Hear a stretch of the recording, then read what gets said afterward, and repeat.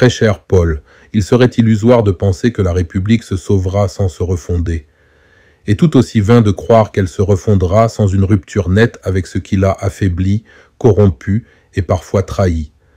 C'est dans cet esprit de lucidité et de responsabilité que la philosophie de la rupture, de la refondation et de la République 3R croise aujourd'hui celle du salut national porté par le mouvement Sauvons la RDC. Deux voix distinctes, certes, mais animées par un même souffle, celui du refus du déclin et de la résignation.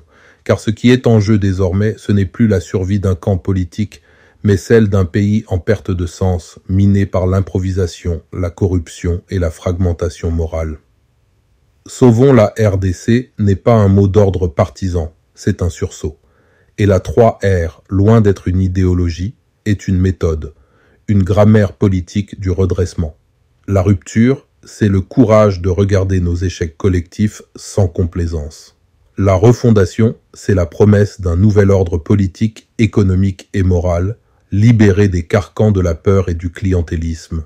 La République, enfin, demeure ce socle indéfectible de notre unité nationale, au-dessus des hommes, des partis et des saisons du pouvoir.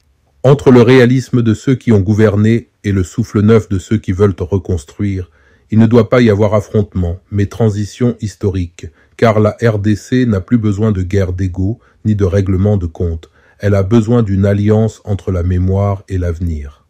Si Sauvons la RDC incarne le devoir de sauvegarder, et si la 3R incarne le devoir de rebâtir, alors leur jonction incarne le seul horizon possible. Sauver en refondant, refonder pour sauver. Le Congo ne se sauvera ni dans la nostalgie, ni dans la colère, mais dans une synthèse lucide entre l'héritage et la réforme, entre la mémoire et l'espérance.